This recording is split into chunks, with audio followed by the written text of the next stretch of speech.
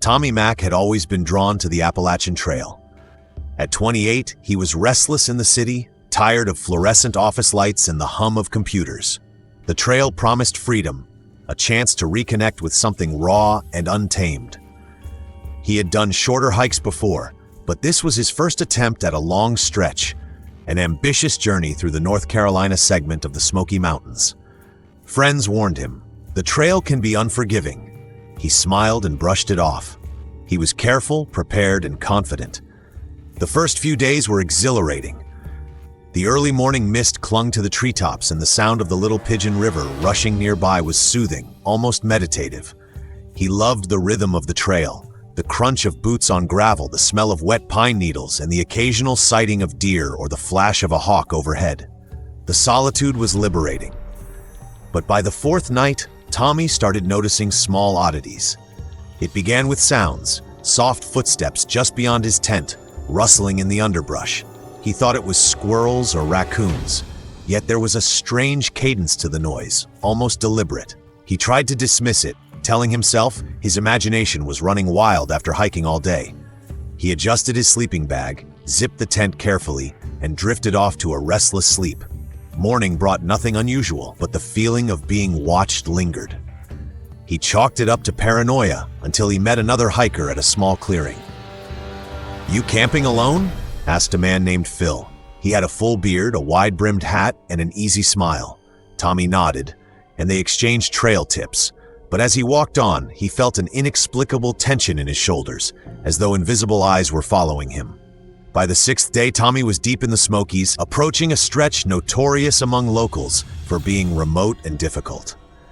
He had just crossed a narrow wooden bridge when he noticed the forest had grown unnaturally silent.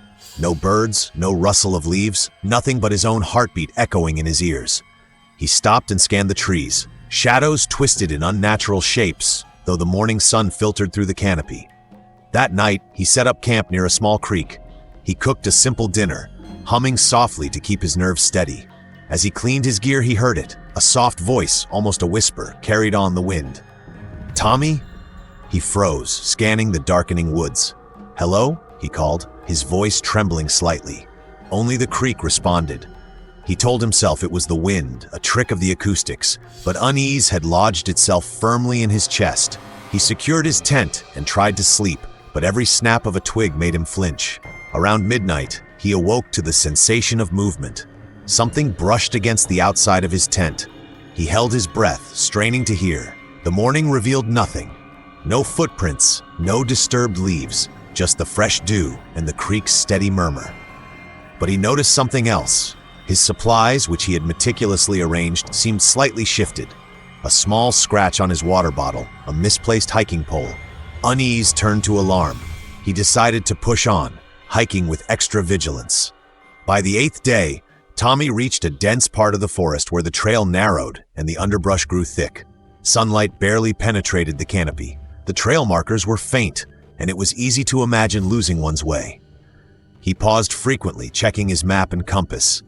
That afternoon, he met a pair of hikers who warned him. "People vanish around here," one of them said grimly. "Not often, but it happens. If you camp alone, stay on high ground and keep a fire." Tommy forced a laugh, hiding the shiver that ran down his spine. That evening, he found a small clearing and set up his tent.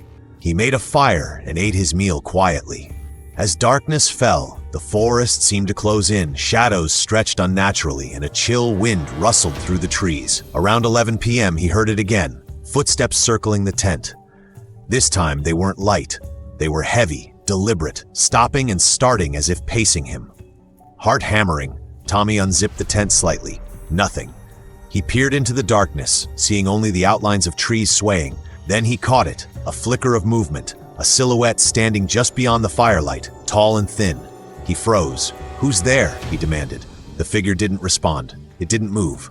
And then, as suddenly as it appeared, it was gone. Sleep eluded him that night.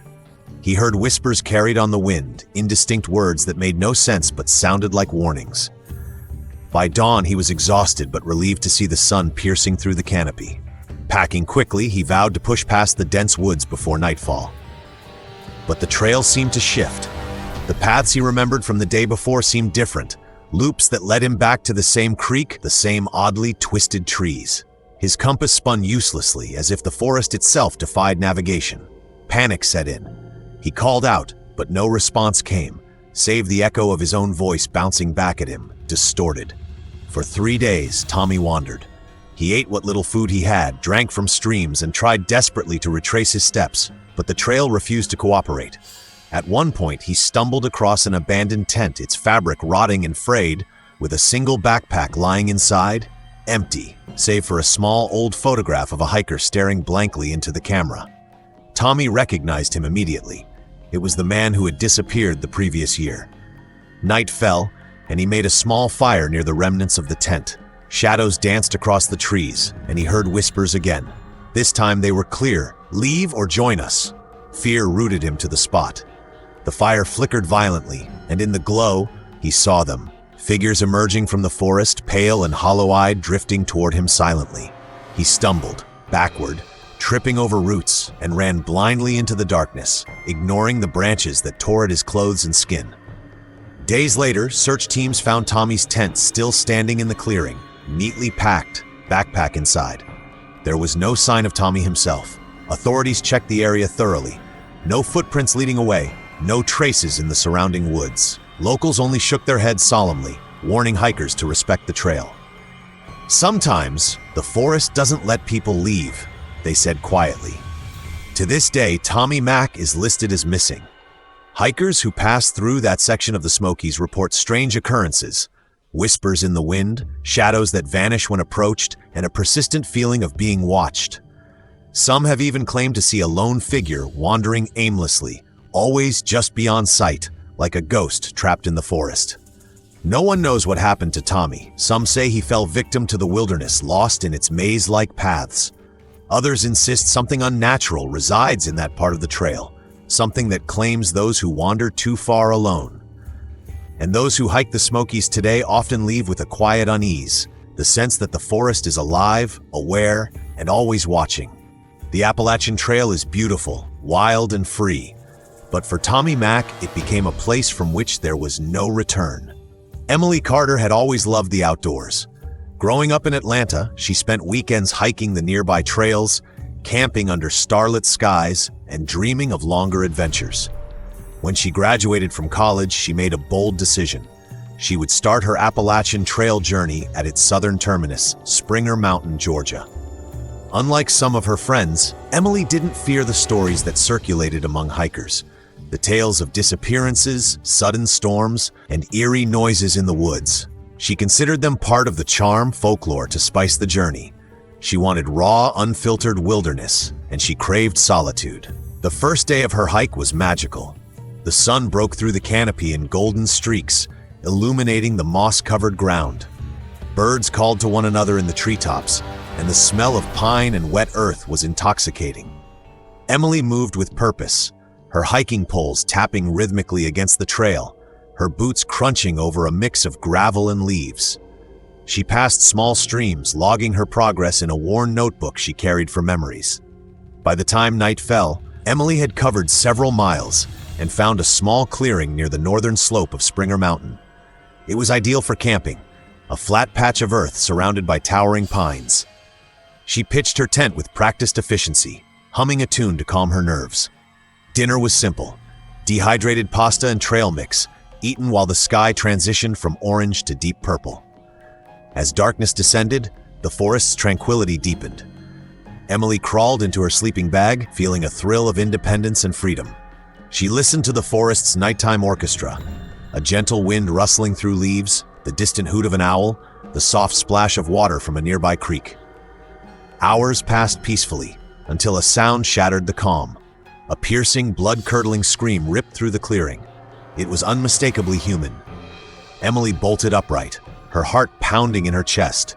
The scream was high-pitched, raw with terror, and it seemed to come from just beyond the tree line. She grabbed her flashlight and shone it across the forest, but the darkness swallowed the beam. No figure, no movement, just shadows stretching in impossible angles. The scream came again, closer this time, echoing around the clearing. Emily's mind raced. Could it be a lost hiker? Someone hurt? Or something else? She called out, her voice trembling. "Hello? "Are you okay?" The wind carried her words away, and only silence returned. Her hands shook as she tried to rationalize the experience. Maybe it was a prankster, or perhaps an animal in distress. Yet the scream had been unmistakably human. She decided to retreat into her tent, hoping to sleep through the night. Her flashlight rested beside her, ready, and her backpack was within reach, packed for a quick escape if necessary. But sleep refused her. Every snapping twig, every rustle of leaves made her flinch. The forest had changed. It felt alive, and it seemed to be watching her. Around 2 a.m., the screams returned, this time multiplied. There were more than one voice, rising and falling in chaotic, discordant tones. They were cries for help, angry shouts, whispers that sounded almost like words but carried no sense. Emily pressed herself to the floor of the tent, trying to remain silent, her mind racing with fear. Shapes moved in the periphery of her vision, tall, thin silhouettes darting between the trees, always disappearing when she focused on them. Her rational mind screamed that it must be hallucination, exhaustion, or fear. But the sounds persisted. They seemed to circle her campsite, shifting directions unpredictably, almost as if they were aware of her. She unzipped the tent slightly, peering out, and froze. There, just beyond the flicker of her small fire, was a pale figure, a man, tall and impossibly thin, standing motionless. The face was obscured, but she could feel the weight of its gaze. Then, in a blink, he vanished into the shadows. Emily didn't sleep again. Hours merged into a haze of panic. Every time she thought the forest had quieted, the screams returned, closer, louder, more insistent. The voices began to mimic her own words, repeating her calls in distorted, almost mocking tones. She could feel the presence of something circling the tent, brushing against the edges of the clearing, leaving invisible trails of cold air. By dawn, she was exhausted, trembling, and disoriented. She packed her gear with shaking hands, her senses on high alert. The screams had shown her that the trail was not just a path through the wilderness, but a place where the ordinary rules of safety and reason did not always apply. Years later, Emily would tell her story to new hikers cautiously, her voice low and serious. She spoke not to frighten them, but to warn them. The trail is beautiful, but it is unpredictable. Night on Springer Mountain is not the same as daylight. The forest can shift in ways that are impossible to explain, and the echoes of the lost can still be heard if you listen too closely. The Appalachian Trail is a testament to human endurance and natural beauty, but some sections carry a weight of mystery that even the bravest hikers struggle to comprehend. Springer Mountain, the very beginning for so many, holds stories that reach beyond logic, beyond explanation. For Emily Carter, the night screams were not just a legend. They were a terrifying, visceral reality that would haunt her forever. Even now, hikers passing through that clearing sometimes pause. In the dead of night, when the wind rustles the pines just so, some swear they hear cries that are neither human nor animal, sounds that echo with raw panic across the empty mountains. The trail continues, unchanging and indifferent. But the memory of the screams lingers, a chilling reminder that some corners of the Appalachian Trail hold secrets best left undisturbed. And sometimes, when the wind is right, if you listen closely, you can still hear them. The night screams of Springer Mountain. The Appalachian Trail has a way of carrying stories with it, like whispers caught in the trees. Hikers pass them along from shelter to shelter, a mix of truth, rumor, and warning. Emily Carter's tale of the screams on Springer Mountain spread quickly. New hikers' listeners listened wide-eyed, veterans nodded knowingly. Some dismissed it, others swore they had heard the same sounds years earlier. And as Emily's story became part of the trail's living folklore, another unsettling account emerged, one that seemed to haunt a particular stretch in Virginia. This one wasn't about screams or vanishing footsteps. It was about a presence, a silent, lingering watcher known among thru hikers as the Phantom Camper. Mark Jensen had heard the rumors before he reached Virginia. At 32, he was no stranger to long-distance hiking.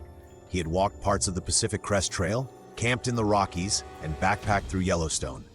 He considered himself grounded, practical, not the type to buy into ghost stories. But by the time he reached the Three Ridges Wilderness, even his confidence had begun to crack. The trail had a different atmosphere here. It was quieter, the air heavier, as though sound itself traveled differently between the trees. That evening, Mark reached a small wooden shelter, a three-sided lean-to built decades earlier, weathered by storms and carved with the names of countless hikers. He was alone, or so he thought. Dropping his pack, he stretched out and began preparing dinner. The forest around him was calm. The sun dipped below the horizon, staining the sky a dusky pink. By the time the first stars appeared, the woods were hushed, save for the occasional chirp of crickets. Mark lay back, staring at the roof beams of the shelter, when a faint sound caught his ear, the crunch of boots on the trail. Relieved, he sat up. Company was always welcome after days of solitude. A figure approached from the shadows, a tall man in a hooded jacket, moving slowly, deliberately. The hiker stepped into the clearing, but something was wrong. He carried no pack, no poles, no gear, just the clothes on his back. He stopped at the edge of the shelter, silent, unmoving. Mark cleared his throat. "Evening? You staying?" He didn't reply. Instead, he lowered himself to the ground a few feet away, sitting cross-legged in the dirt. His face was obscured by shadow. Unsettled, Mark tried again. "You okay? Need food or water?" Silence. The man sat motionless, staring, or at least Mark felt his gaze, though he couldn't see his eyes. Minutes passed. The air grew colder. Eventually, Mark gave up trying to speak and retreated to his sleeping bag, pretending to ignore the strange presence. But his pulse raced, and sleep came only in restless fragments. Every time he opened his eyes, the man was still there, still silent, still watching. At dawn, Mark sat up quickly, half expecting the stranger to still be there. The clearing was empty, no footprints, no sign of anyone having sat in the dirt. The spot where the figure had crouched looked undisturbed, as though no one had been there at all. Mark told himself it was fatigue, a trick of the shadows after weeks on the trail. He shook it off and packed his gear, determined to put distance between himself and the eerie shelter. But as the day wore on, the unease clung to him. He kept glancing over his shoulder, convinced he wasn't alone. He moved faster, eager to reach the next campsite. That night, he set up his tent in a small clearing. As darkness fell, the forest around him grew heavy with silence. Around midnight, he awoke to the unmistakable sensation of being watched. He unzipped the tent slightly, peering out. The same figure was there, sitting cross-legged just outside the reach of the moonlight, silent, motionless, watching. Mark's breath caught in his throat. He wanted to shout, to demand answers, but fear paralyzed him. Instead, he zipped the tent closed, heart hammering, and stayed awake until dawn. When he finally dared to look again, the figure was gone. Shaken, Mark confided in another group of hikers he met 2 days later. "You ever see someone out here at night? Just sitting, watching?" he asked cautiously. The group exchanged uneasy looks. One woman nodded slowly. "We call him the Phantom Camper. Shows up at shelters, campsites, never talks, never moves much, just watches. I saw him near Maupin Field Shelter last year. Same thing. Gone by morning." "Is he dangerous?" Mark pressed. "No one knows," another hiker replied. "Some say he's a ghost. Some think he's a real guy who lost his mind and wanders the trail, but no one's ever gotten close enough to find out." The conversation left Mark both relieved and terrified. At least he wasn't imagining things. But the thought of encountering the phantom again filled him with dread. For days, Mark pushed hard, covering more miles than usual, desperate to outrun the presence. He avoided shelters, preferring to camp in hidden spots off the main trail. He told himself that if he stayed alert, he'd be safe. But one night, deep in the woods of central Virginia, he learned how wrong he was. It was after midnight when the familiar sensation returned, the weight of unseen eyes pressing against him. He opened his tent slowly, dread curling in his stomach. The phantom was closer this time, standing instead of sitting. His hood was pulled low, but Mark could see pale skin beneath it, features blurred in the shadows. He stood unnaturally still, arms hanging at his sides. Mark's voice trembled. "What do you want?"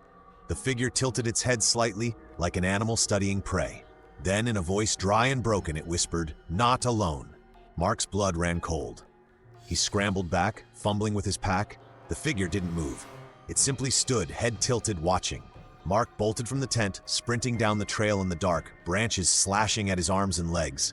He didn't stop until dawn painted the sky with pale light. When he finally collapsed,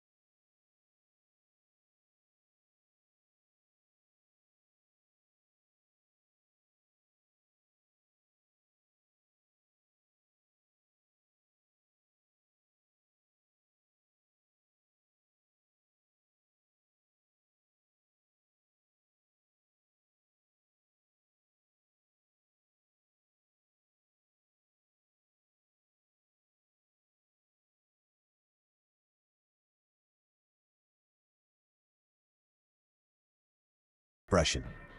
At first, she thought little of it. Locals sometimes wandered onto the trail, but as she hiked on, he matched her pace, always just at the edge of sight.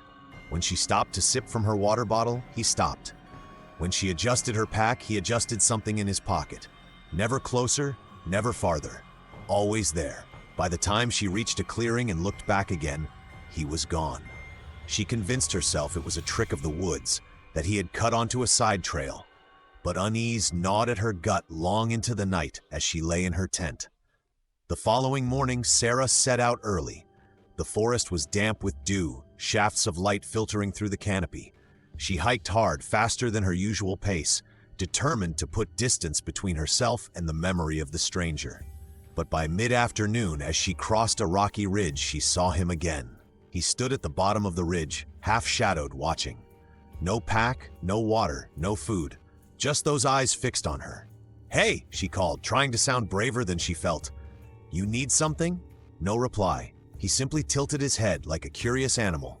Sarah turned and hiked faster. She resisted the urge to look back until she reached the next shelter. The logbook inside was filled with scribbles from hikers, trail names, jokes, sketches. Flipping back through the pages, she found something unsettling, written in shaky, uneven handwriting. "He follows, don't let him in." Her blood ran cold. That night, Sarah camped near a small stream, too nervous to continue into darkness. She pitched her tent quickly, every rustle of leaves setting her nerves on edge. She ate in silence, listening. The forest should have been alive with frogs and crickets, but the night was eerily still. Only the slow rush of water filled her ears. Around midnight, she woke to the sound of footsteps, soft, deliberate, moving through the brush. Her heart hammered. She held her breath, straining to listen. The steps circled the tent once, twice, then stopped. "Hello," she whispered, voice trembling. No answer. Minutes passed like hours. Finally, she mustered the courage to unzip her tent just an inch. The firelight from her dying campfire flickered across the trees, and there he was, standing just beyond the glow, his pale face barely visible, watching. She slammed the zipper shut and clutched her knife until dawn. The next day, Sarah tried to convince herself it was paranoia, exhaustion from months on the trail. But the stranger remained, always behind her, always silent.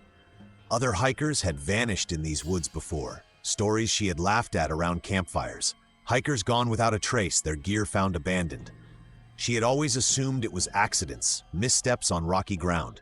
Now, she wasn't so sure. She thought of the logbook warning. "He follows. Don't let him in." By the fourth night, Sarah was unraveling. She barely slept, every crack of a branch jerking her awake. She thought she saw him standing closer now, within 20 feet of her camp, though when she blinked, he seemed farther away.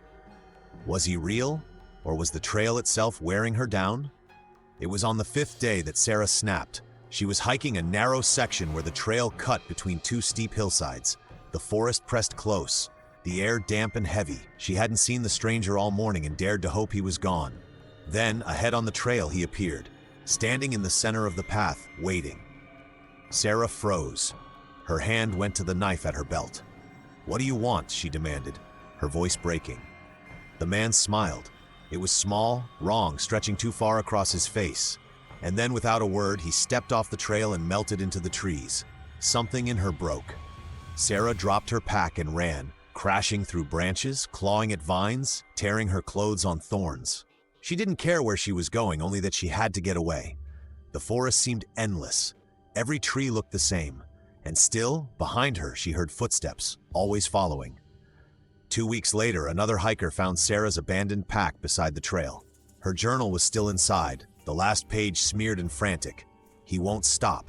He never eats, never drinks, never sleeps. He just follows. If you see him, don't let him close. Don't let him in." Sarah was never found. Some hikers say she got lost, perished in the vast Pennsylvania woods. Others believe she met a far darker fate. To this day, through hikers on that stretch of trail tell each other the same warning.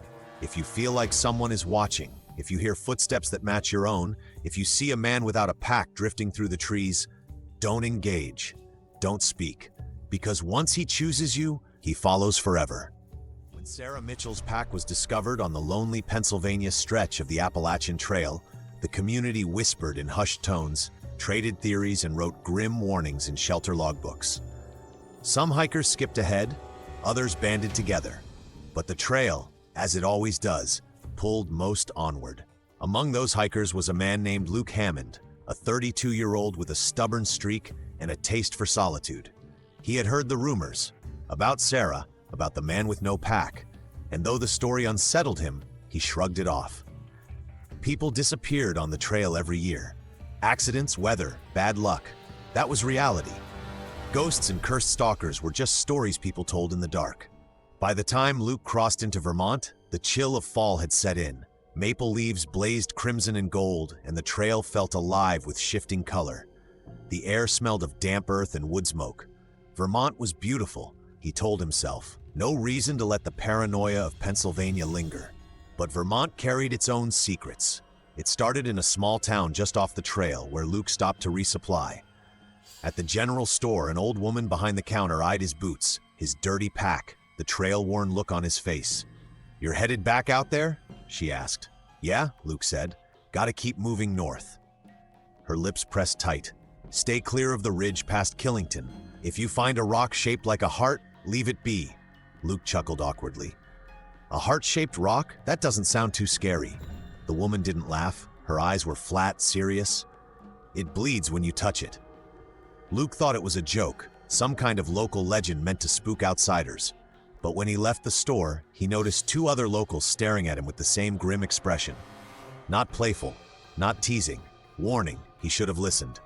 3 days later, Luke was alone on a misty stretch of trail. The forest was quiet, muffled by fog, the world reduced to silhouettes of birch and pine.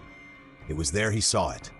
Nestled at the edge of the path sat a boulder, waist-high, its surface slick with moss and lichen. And yes, its shape was unmistakable, a heart. Not the cartoon kind, but an anatomical suggestion. Rounded lobes, a tapered end, veins of quartz that looked disturbingly like arteries. Luke stopped. His first thought was of the old woman's words.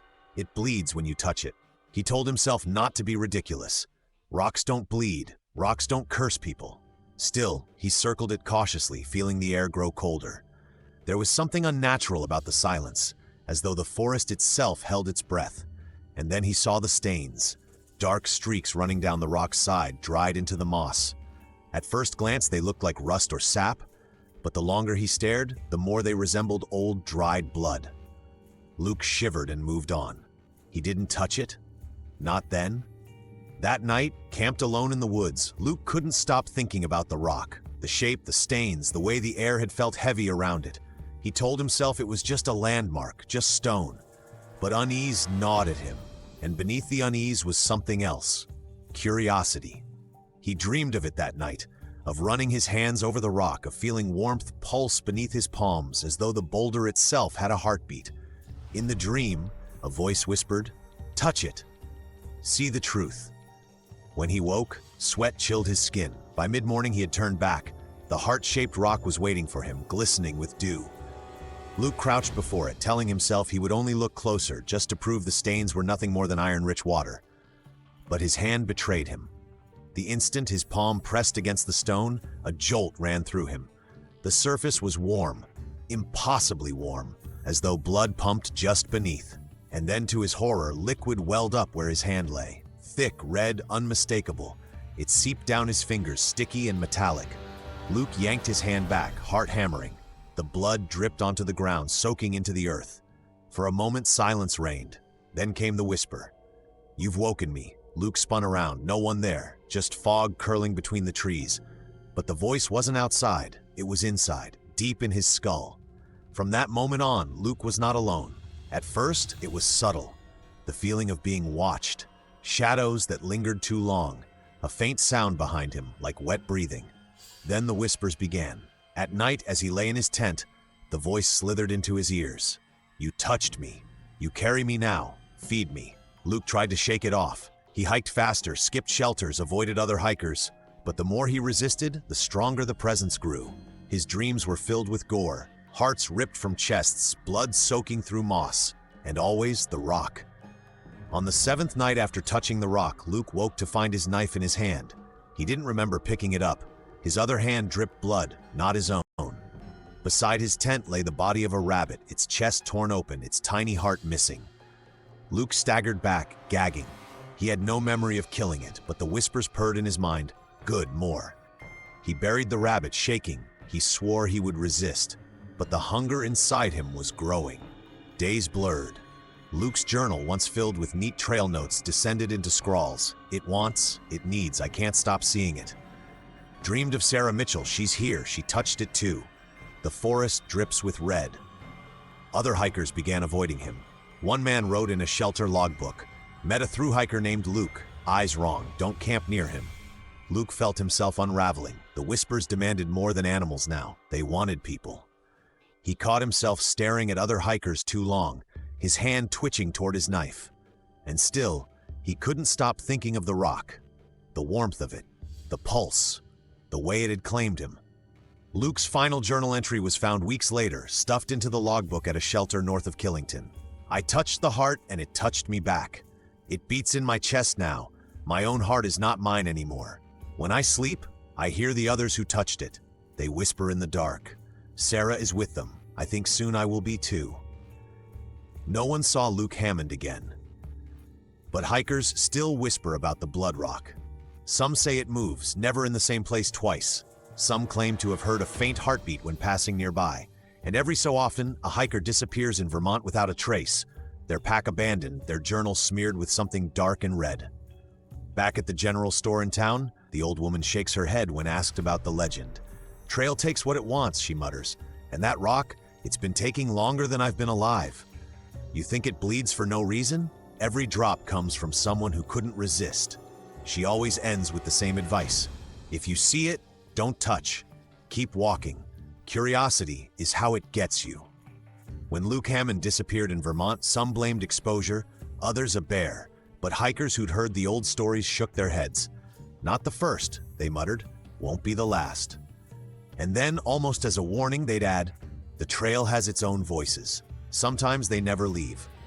For most, those were just words.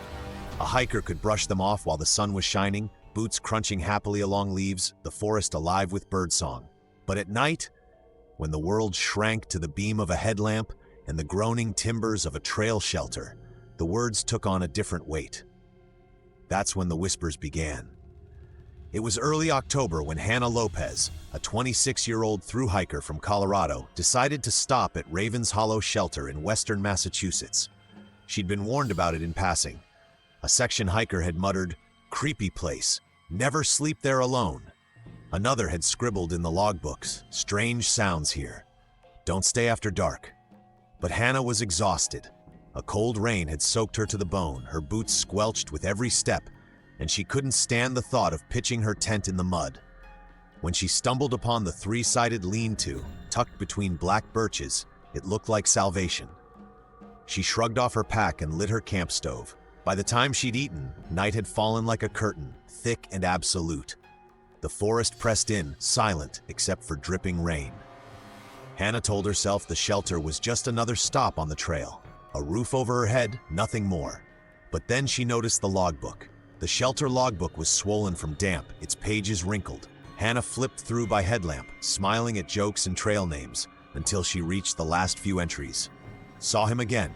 Whispered all night. Didn't sleep. Don't stay here alone. He doesn't like it. If you hear him, don't answer back. Hannah frowned. Typical trail spook story, she muttered. She closed the book and tried to laugh at her own unease. But when she finally settled into her sleeping bag, the words wouldn't leave her mind.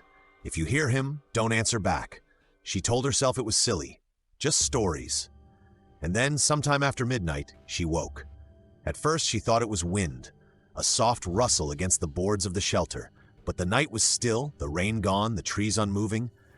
Then she heard it again, closer, a voice, not loud, not clear, just a breathy murmur right by her ear, words blurred and indistinct. Hannah froze. Her heart slammed against her ribs. Slowly, she turned her headlamp on. The beam cut through the shelter, her pack, her boots, the empty floorboards. No one there. The voice stopped. She sat up, shaking. "It's nothing," she whispered to herself, "just the woods settling." But the moment she lay back down, it started again. This time it was unmistakable. A man's voice, low and steady, speaking right beside her head. She couldn't make out the words, but she knew one thing: he was whispering to her. Hannah didn't close her eyes again. She sat upright, clutching her headlamp and knife, staring into the dark until dawn bled gray through the trees. When light finally came, the voice was gone. She packed quickly, eager to put miles between herself and Raven's Hollow. But when she checked the logbook one last time, a fresh entry caught her eye. The ink was wet, the handwriting unfamiliar. He whispered to you, didn't he? Over the next week, Hannah tried to forget, but the whispers followed her. Not the voice itself, but the stories. Other hikers mentioned him casually, like they might talk about rain or blisters. "Oh yeah, Raven's Hollow? That's his spot. You heard him? Lucky he didn't get closer. My buddy swears he saw someone standing in the corner of the shelter one night, shadow of a man, even though the place was empty." Hannah pressed for details. Who was he? Some said he was a thru hiker murdered in the 80s, his killer never caught. Others claimed he was a drifter who froze to death one winter. A few swore he wasn't human at all, just a voice the trail made for itself. But the warnings were always the same. If you hear him, don't answer back. By late October, the weather turned bitter. Hannah fell behind schedule. To make up miles, she hiked late into the night. One evening, stumbling in darkness, she realized she'd overshot her planned camp. Her options were slim: push on another 6 miles or stop at the nearest shelter. Her stomach sank when she saw the sign. Raven's Hollow Shelter. Every nerve screamed to keep walking, but exhaustion won. Her body ached, her water bottle was nearly empty, and frost glazed the trail. She told herself it was just another roof, just wood and nails. The whispers couldn't hurt her, so she went back. The shelter was colder than she remembered, its shadows deep. She spread her sleeping bag, trying not to look at the corner where she'd heard the voice before. Midnight came, and with it the whisper. This time, it was clearer. "You came back." Hannah's blood iced. She clamped her eyes shut. The voice slid around her, low and steady, impossible to locate. "So tired, aren't you? Let me help." Her teeth chattered. She forced herself not to reply. "Answer me." The whisper grew harsher, insistent, scraping like wind through broken glass. "Answer me." Hannah bit her tongue to keep silent. She curled into herself, trembling, praying for dawn. She should have left the next day, should have run until her legs gave out, but something was wrong. When she tried to hike north, she lost the trail. Blazes vanished, paths looped back on themselves. No matter how far she walked, she found herself circling back toward Raven's Hollow. By dusk, she was standing at the shelter again, her breath fogging in the cold. The voice was waiting. That night, it didn't whisper from the shadows. It whispered from inside her head. "Don't fight me. You're already mine." A week later, another group of hikers found Raven's Hollow. The logbook sat open on the floor. The last page held a single entry in Hannah's neat, careful handwriting. "I answered him." Her pack was still there, her boots, her sleeping bag. But Hannah Lopez was gone. Today, hikers still stop at Raven's Hollow, though most refuse to spend the night. The logbook is filled with warnings, doodles of shadowy figures, frantic scrawls. "He whispered to me last night, said my name. Don't listen, don't respond." Hannah's still here. She whispers with him now. Some claim to have heard 2 voices in the dark, one low, male, the other unmistakably female. Some hikers say Hannah Lopez never left Raven's Hollow, that her voice still hisses alongside the man who whispers. Others swear they've heard her footsteps trailing behind them in the dead of night. But the trail doesn't stop collecting stories. It doesn't stop taking people. Because farther south in the vast sweep of Shenandoah National Park, there's another tale.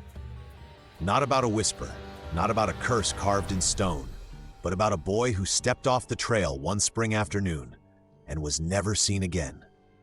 When people talk about strange vanishings on the Appalachian Trail, they often bring up Vermont's Long Trail or Maine's 100-mile wilderness.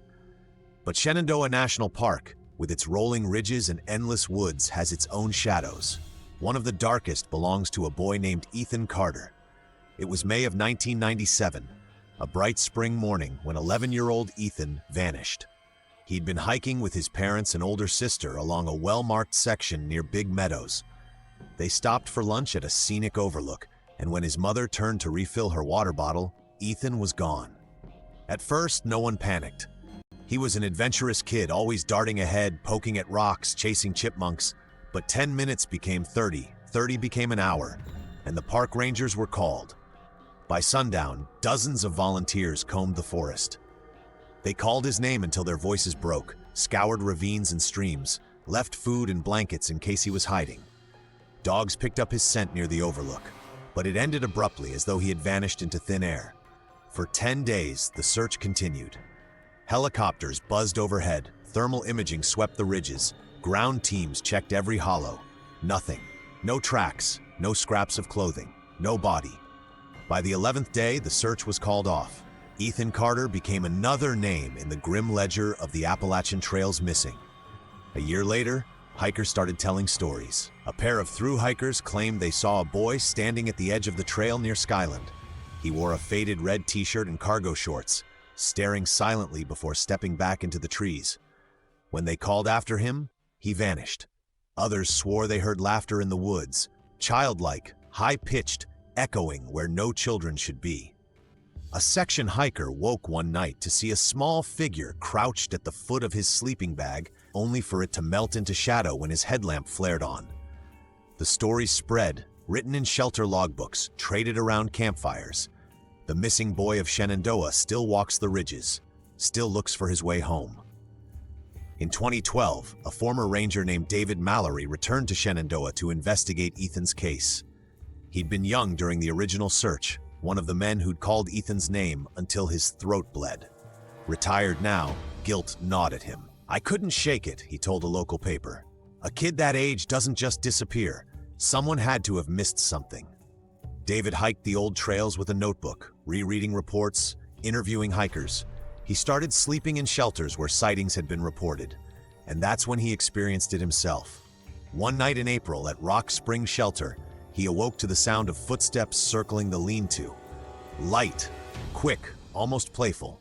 He thought it was raccoons, until a child's voice giggled in the darkness. "Come on!" David's blood froze. He sat up, sweeping his flashlight. The forest was empty. The voice came again, closer. "Come on, this way." Against every instinct, David followed. The voice led him down an unmarked path deeper into the forest. His beam caught flashes of red ahead, like the tail of a shirt vanishing behind trees. "Ethan?" he whispered, though he knew how absurd it was. Laughter answered. High, delighted echoing. The trail narrowed, thorns scratching his legs. Hours seemed to slip by in a haze. Finally, he stumbled into a hollow, a depression in the earth, ringed by twisted oaks. The air there was wrong, still heavy, as though the forest itself was holding its breath. And in the center stood a boy, pale, thin, wearing a faded red t-shirt. His eyes were dark, too dark, and when he smiled, it was with lips that didn't quite move right. "Finally," the boy whispered, "you came." David staggered back, heart pounding, but his legs wouldn't move. The air pressed around him, thick as water. The boy stepped closer, the smile widened. "Stay with me." David woke at dawn, lying on the forest floor near the shelter. His notebook was gone. His flashlight, too. His arms were covered in scratches, his lips cracked with dehydration. He told no one what he'd seen, not at first. He left the park, abandoned his investigation, tried to forget. But the dreams started. Every night, the boy appeared at the foot of his bed, whispering, "Stay with me. Come back." David grew gaunt, sleepless. Friends said his eyes looked hollow, and in September of that year, he disappeared. His truck was found at the Skyline Drive trailhead. His pack was missing. He was never seen again. Since then, hikers avoid the hollow when they can, but some swear the boy still lures people off trail. A thru hiker in 2016 claimed he followed a laughing child's voice and lost 4 hours, only to stumble back onto the AT with no memory of where he'd been. In 2019, a day hiker was found wandering barefoot and confused, muttering, "He wouldn't let me leave." In 2021, a group of college students camping near Big Meadows fled in terror when a boy appeared at the edge of their firelight, his face gray, his mouth stretched too wide. The logbooks record fragments. "He's not a boy anymore. Don't follow him if he calls. He waits in the hollow. He's hungry now." Locals tell hikers the same thing. If you hear laughter in Shenandoah, don't answer. If you see a boy in a red shirt, don't follow. Because maybe it really was a tragic accident in 1997. Maybe Ethan wandered too far, slipped into a ravine, and his body was simply never found. But if that's true, then who keeps laughing in the trees? And who waits, deep in the hollow, For someone new to join him? Hikers say you can still see his face on the flyers posted in ranger stations, though the paper has yellowed with age. Ethan Carter, missing, age 11. But if you meet him on the trail, he doesn't look 11 anymore. He looks older and hungrier. Some say Ethan Carter never left Shenandoah. Others claim he became something else, something that calls out from the trees. But not all voices on the Appalachian Trail belong to ghosts of the missing. Sometimes the voices are stolen. There's a story whispered by hikers, scrawled in the margins of logbooks and murmured around fires, of a thing that hides in the hollows, not seen but always near. They call it, the Appalachian Trail has no shortage of ghost stories. Vanished hikers, phantom footsteps, whispers in the night. But among the most disturbing is one you won't find in official reports. It's not tied to a missing person case or a crime scene. Instead, it lives in the oral tradition of thru-hikers, passed down like a warning. Beware the Hollow One. The first time I heard about it was from a wiry section hiker named Cole. We shared a lean-to in New Hampshire's White Mountains, swapping instant ramen and trail mix. The night was windy, the kind of night where the trees moaned like doors on rusty hinges. "You ever hear it?" he asked. "Hear what?" He leaned in, lowering his voice. "The Hollow One. It steals your voice." I laughed, thinking he was joking, but Cole's eyes were serious. "I met a girl last year who swore it followed her from Vermont to Maine. Said she'd hear someone calling her name at night. Sometimes it sounded like her brother, sometimes like her mom, sometimes it was her own voice. What happened to her?" He hesitated. "She quit the trail, wouldn't say why, but she looked empty." I brushed it off as trail lore. But a week later, camped near Mount Success, I woke at 2 a.m. to hear my sister's voice. "Evan," I shot up in my sleeping bag. My sister was back in Ohio, hundreds of miles away, yet the voice was unmistakable, soft and urgent, just beyond the tree line. "Evan, come here." I clutched my headlamp, scanning the dark. Nothing, just shifting branches and wind. The voice came again, this time from behind me. "Evan." I ran the light across the lean-to. Empty. My heart thudded. I stayed awake till dawn, too afraid to close my eyes. After that, I started noticing entries in shelter logbooks. At first, they seemed harmless. "Anyone else hear voices last night?" Thought my mom was calling me. Dreamed someone stole my voice. Woke up choking. But the further north I hiked, the darker they became. It called my name in my own voice. Don't answer when it speaks. Don't even look. It waits for you to be alone. The name appeared too, the Hollow One. At Pinkham Notch, I overheard two rangers talking about a couple who'd gone missing the year before. They'd been through hiking together, posting regular updates online. One night, their journal entry stopped mid-sentence. We heard it again. They were never found. Their gear, however, was scattered in a circle deep in the woods, as though carefully laid out. Their boots pointed outward. Their tent was slashed from the inside. The rangers wouldn't say more, but one muttered under his breath, "Voices." By the time I crossed into Maine, I hadn't slept well in weeks. Every night I heard the voices. Sometimes it was my sister, sometimes my father, sometimes it was me. "Evan," it whispered. I tried earplugs. I tried drowning it out with podcasts.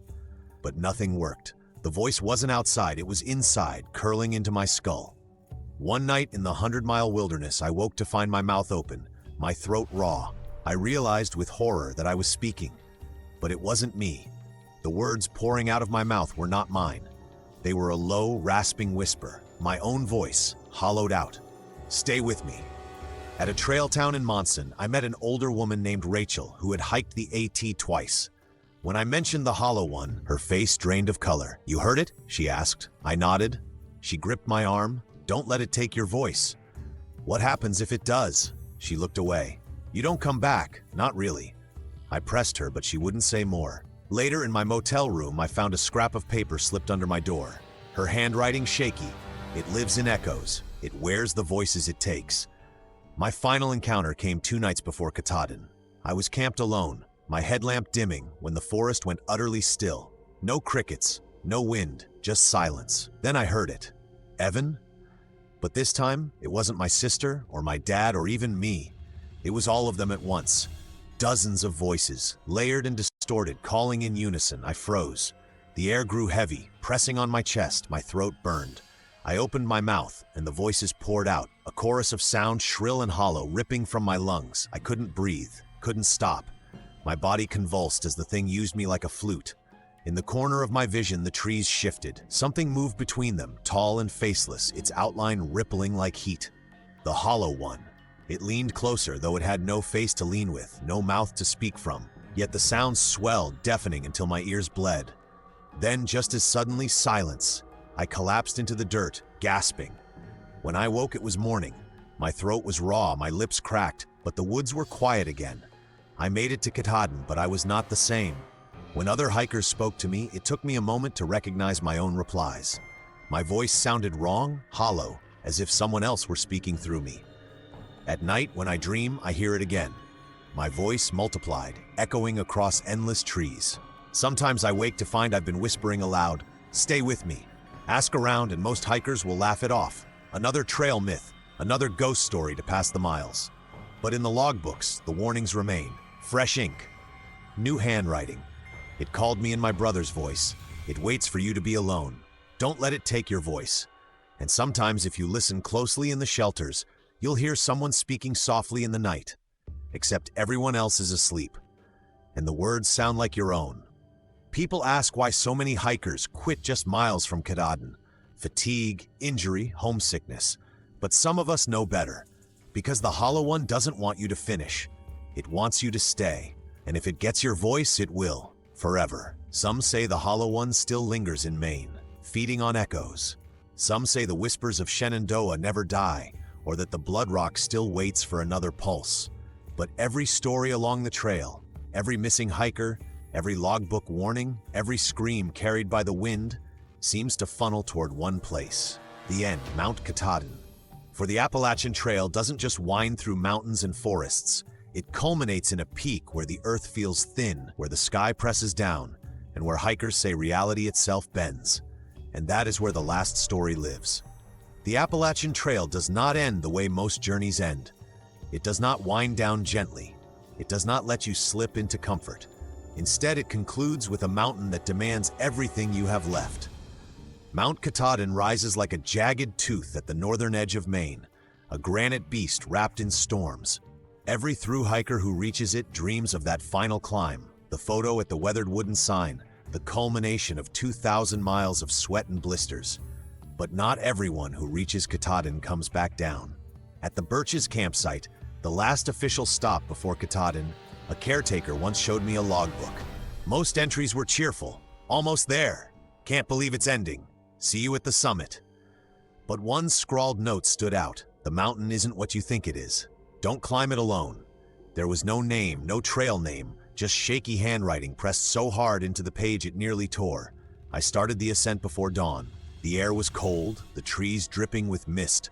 The trail grew steeper, boulders slick with dew. I climbed hand over hand, my breath clouding the air. Halfway up, the forest thinned. Clouds drifted past like ghosts, and the wind carried whispers. At first, I thought it was hikers ahead of me, but when I stopped, the voices stopped too. Then they started again, behind me. Keep climbing. It was my voice. Katahdin is infamous for the knife edge, a narrow ridge barely wider than your body, with 1,000-foot drops on either side. Crossing it feels like walking the spine of a dragon. As I inched across, the mist thickened. Shapes flickered in the fog. Shadows of hikers, dozens of them, trudging silently along the ridge. Their outlines bent and wavered, as if the mountain itself were reshaping them. I called out, but none turned. They just kept moving, step by step, toward the summit. When I glanced back, the ridge behind me was empty. After hours of climbing, I reached the famous wooden sign, the one in all the photos.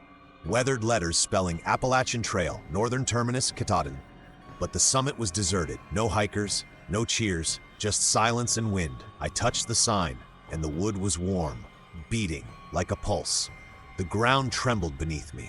The shadows I had seen on the ridge appeared again, circling the sign. Hikers with hollow faces, their mouths open but voiceless. Among them I recognized faces from stories.